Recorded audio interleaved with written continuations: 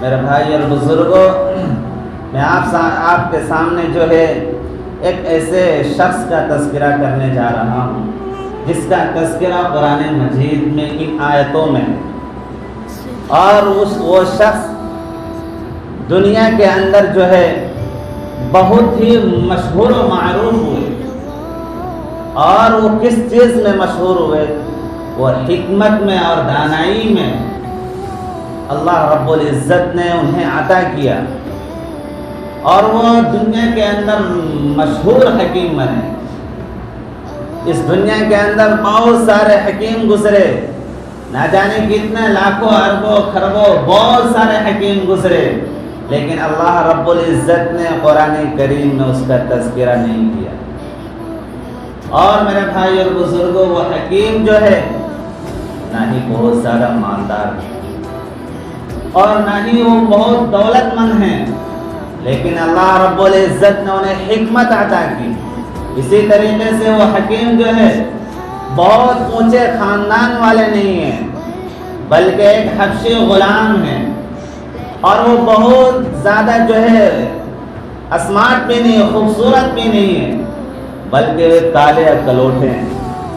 ایک چیز ان کو عطا کی، وہ کیا؟ حکمت ہے۔ وہ حکمت کیا چیز ہے؟ اللہ رب العزت نے اس حکمت کے بارے میں اس قرآن کریم میں تذکرہ کیا، اور میں آپ کو بتا دینا چاہتا ہوں کہ وہ شخص کیا ہے؟ لقمان حکیم، جس کو آپ بھی جانتے ہیں اور میں بھی جانتا ہوں۔ اللہ رب العزت جو ہے ان آیتوں میں جو میں نے آپ کے سامنے جو تلاوت کی ہے، ان آیتوں میں حضرت لقمان حکیم کے بارے میں جو بیان کیا اللہ رب العزت، سب سے پہلے اللہ رب العزت نے حضرت لقمان کو حکمت عطا کی، نبوت عطا نہیں کی۔ اللہ رب العزت نے نبی نہیں بنایا بلکہ ایک حکیم بنایا۔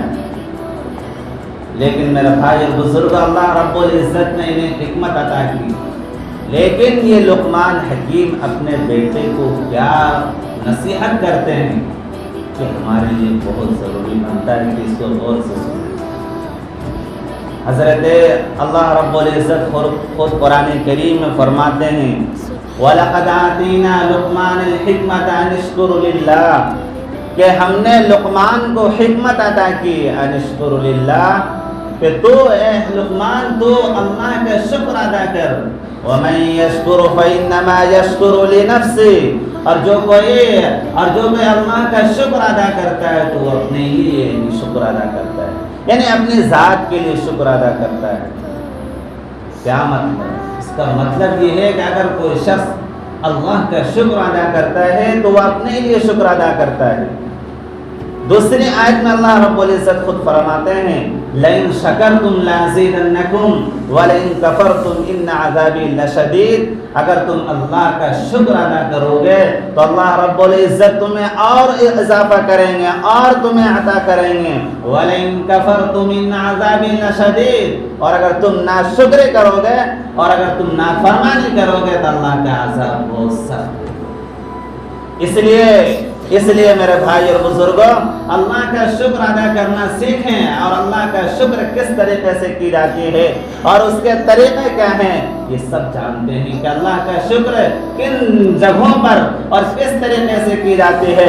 جب آپ کے اوپر مصیبت آ جاتی ہے تو آپ کے لیے ضروری بنتا ہے کہ مصیبت میں صبر کریں، اور جب اللہ تعالیٰ نے آپ کو نعمت عطا کی، آپ کو اللہ نے مال دیا، آپ کو اللہ نے دولت عطا کی، تو آپ کے لیے ضروری بنتا ہے کہ آپ شکر ادا کریں، اور اگر آپ شکر ادا نہیں کریں گے تو اللہ کا عذاب اتر آئے گا، یعنی جتنے بھی آپ کے پاس مال ہے سارا کا سارا ختم ہو جائے گا۔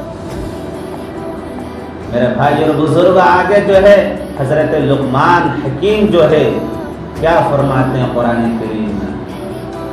وہ اللہ حضرت لقمان حکیم جو ہے اپنے بیٹے کو نصیحت کر رہے ہیں، اور جو نصیحت کرتے ہیں اپنے بیٹے کو، اللہ رب العزت اسے قرآن میں تذکرہ کیا، قرآن میں ذکر کیا۔ آپ سمجھ سکتے ہیں کہ لقمان حکیم کتنے بڑے حکیم گزرے ہیں، اپنے بیٹے کو نصیحت کر رہے ہیں۔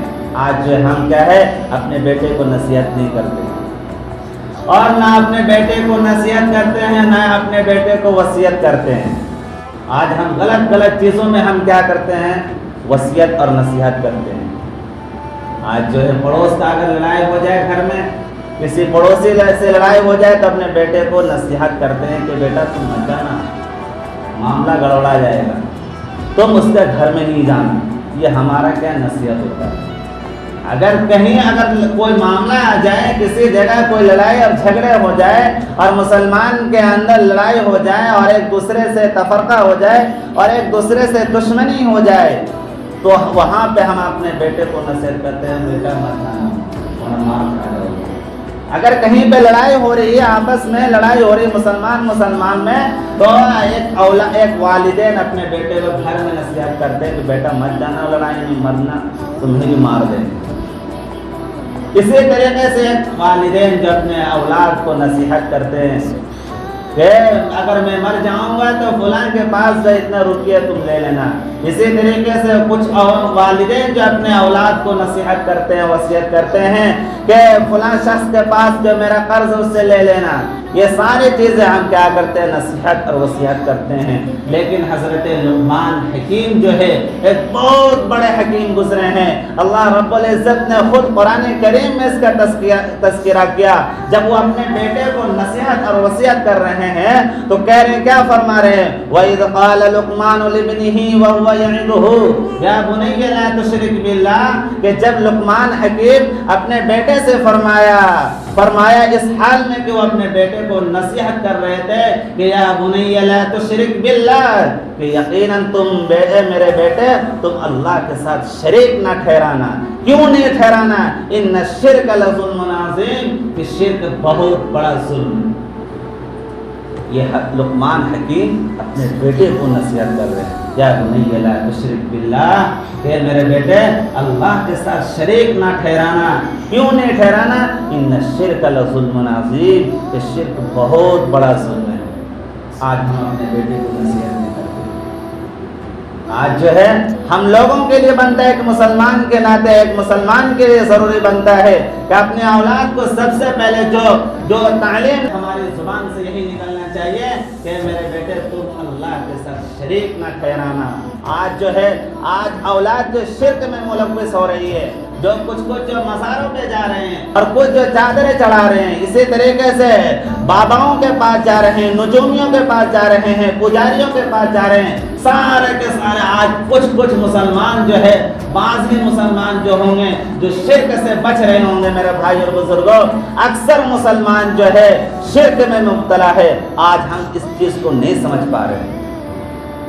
آج جو ہے اگر کسی کے گھر میں کوئی پریشانی آ جائے، کوئی مصیبت آ جائے، تو ہمیں توفیق نہیں ملتے کہ ہم جا کر نماز پڑھیں اور اللہ سے مانگیں۔ آج ہم فوراً بابا کے پاس چلے جاتے ہیں، اور آج کل کے بابا ہی بھی عجیب ہوتے ہیں۔ تو پڑوسی کا معاملہ ہے، پڑوسی والا جو اوپر لگا ہوا ہے، یہی بولتے ہیں پڑوسی والا لگا ہوا ہے تمہارے اوپر جادو کر دیا ہے، تمہارے اوپر جو یہ کر دیا ہے، تم اتنا روپیہ دو گے تمہارا معاملہ سولو ہو جائے گا۔ یہ اتنا بات کہہ دیتا، یہ تو خود گھر سے نکلا تھا پریشانی میں کہ میرا کوئی ہیلپ کرے گا، میری مدد کرے گا، اور کیا کہتے ہیں میرا خیال رکھے گا، اور خیال اپنی مدد کے لیے جو ایک بابا کے پاس چلا جاتا ہے، اور چلا جانے کے بعد بابا بھی وہی کہتا ہے کہ دیکھو تمہارے ساتھ اور بھی بڑی مصیبتیں آئیں گی تمہارے پاس۔ تو کہتے ہیں کہ اس کا حل کیا ہے؟ آج ہم خود کہتے ہیں کہ اس کا حل کیا ہے؟ بابا کے پاس جاتے ہیں تو یہی پوچھتے ہیں، کیونکہ حل تو اپنے پاس نہیں ہے۔ حل کو حل کرنے کے لیے ہم بابا کے پاس چلے جاتے ہیں، اور حل کیا ہے وہ حل نہیں بتاتا فوراً، وہ یہی کہتا ہے کہ دیکھو تمہارے پاس اور مصیبت آ سکتی ہے۔ اچھا حل کیا ہے؟ وہ بار بار یہی پوچھتا ہے، وہ شخص مصیبت میں ہے، وہ تو یہی پوچھ رہا ہے کہ حل کیا ہے، لیکن وہ حل فوراً نہیں بتاتا ہے، وہ اور مصیبت کو بتا دیتا ہے کہ تمہارے پاس اور کر سکتا ہے، وہ لگا ہوا ہے، وہ کسی اور کے پاس جاتا ہے اور لگا ہوا ہے۔ تو کہتا ہے حل کیا؟ تو وہی کہتا ہے حل یہی ہے کہ تم کو اتنا روپیہ دینا پڑے گا، اور تم اگر یہ کر دو گے تمہارا معاملہ صاف ہو جائے گا، ختم ہو جائے گا۔ جیسے بعض لوگ نیک فال کرنے کے لیے آتے ہیں، میرے بھائی اور بزرگوں، آپ اس بات کو ذرا کان کھول کر سن لیجیے اس بات کو۔ اگر آپ کسی بابا کے پاس جاتے ہیں، کس وجہ سے جاتے ہیں؟ وہ بابا آپ کے ہیلپ نہیں کر سکتا، آپ کو طریقہ بھی نہیں بتا سکتا ہے کہ یہ طریقہ کرنے سے یہ معاملہ، اس سمسیا کا سمادھان ہو سکتا، نہیں بتا سکتا۔ آپ کو اگر بتائے گا تو قرآن بتائے گا، اگر آپ کو بتائے گا تو رسول پاک علیہ الصلوۃ والسلام کی حدیث بتلائے گی آپ کو۔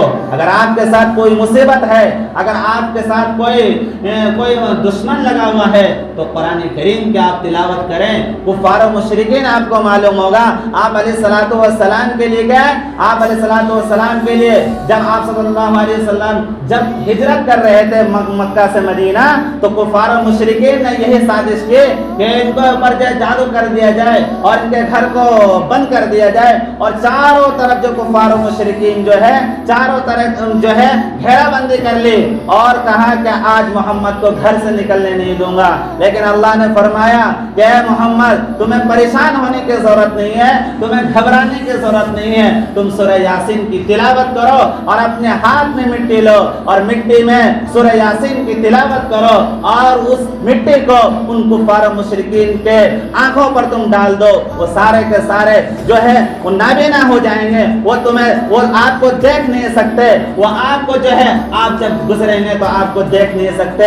لیکن میرے بھائی اور بزرگوں، یہ اللہ رب العزت نے یہ تعلیم دی اللہ کے نبی علیہ الصلوۃ والسلام کو کہ اگر آپ کے اوپر کوئی جادو کرنا چاہتا ہے تو آپ قرآن کو پڑھیے اور اس قرآن کو پڑھ کر جو ہے ان لوگوں پر دم کر دیجئے، وہ سارے کے سارے تھرا گئے۔ میرے بھائی اور بزرگوں، آج ہمارا جو قرآن پر نگاہ نہیں ہے، آج جو ہمارا نگاہ جو باباؤں کے اوپر ہے، مزاروں کے اوپر ہے اور لوگوں کے پاس جاتے ہیں اور اپنے سمسیا کا سمادھان کرتے ہیں۔ میرے بھائی اور بزرگوں، یہی شرک ہے۔ سب سے پہلے جو ہے لقمان حکیم نے جو تعلیم دی اپنے بیٹے کو، یا بنی لا تشرک باللہ ان الشرک لظلم عظیم، کہ میرے بیٹے شرک نہیں کرنا، شرک کبھی زندگی میں نہیں کرنا۔ کیوں؟ اس لیے کہ ان الشرک لظلم عظیم، کہ شرک بہت بڑا ظلم ہے۔ یہ سب سے پہلے ایک نصیحت اور وصیت کی، اور دوسری وصیت کیا کی؟ یا بنی انہا ان تک مثقال حبۃ من خردل فتکون فی صخرۃ او فی السماوات او فی الارض یأتی بہ اللہ ان اللہ لطیف خبیر۔ دوسری جو وصیت اور نصیحت کی وہ یہ کہ میرے بیٹا، کہ اگر جو ہے میرے بیٹا، اگر آسمان و زمین میں یا کسی چٹان میں یا کسی پتھر میں اگر کیسے روزی اگر ہوگی، یعنی آسمانوں اور زمین میں رائے کے دانے کے برابر بھی کوئی چیز ہوگی، آسمان میں ہو یا زمین میں ہو یا کسی پتھر میں ہو، اگر وہ چیز اگر ہوگی رائے کے دانے کے برابر تو اللہ رب العزت اسے حاضر کر دیں گے۔ آج جو ہمارا اعتقاد ختم ہو چکا ہے، آج ہمارا اعتقاد اللہ حضرت لقمان حکیم اپنے بیٹے کے عقیدوں کو درست کر رہے ہیں کہ میرے بیٹے، اگر رائے کے دانے کے برابر بھی کوئی چیز کسی پتھر میں ہو یا کسی آسمانوں میں ہو یا زمین میں ہو، اللہ تعالیٰ اسے حاضر کر دیں گے۔ کیا مطلب؟ یہی ہے کہ اگر تم محنت کرو گے، کوشش کرو گے تو اللہ رب العزت تمہاری زندگی میں کبھی بھی روزی سے کمی نہیں کریں گے۔ جہاں کہیں بھی روزی ہوگی اللہ رب العزت اسے حاصل کر دیں گے۔ تو میرے بھائی اور بزرگوں، ہم کیوں باباؤں کے پاس جاتے ہیں؟ اپنے روزی کو حاصل کرنے کے لیے۔ اب اللہ کے سامنے دعا کریں اور اللہ کے سامنے گڑ گڑائیں اور آپ کوشش کریں، محنت کریں۔ تو میرے بھائی اور بزرگوں، آپ کی کوشش اور آپ کی محنت کو کبھی اللہ رب العزت ضائع نہیں کریں گے۔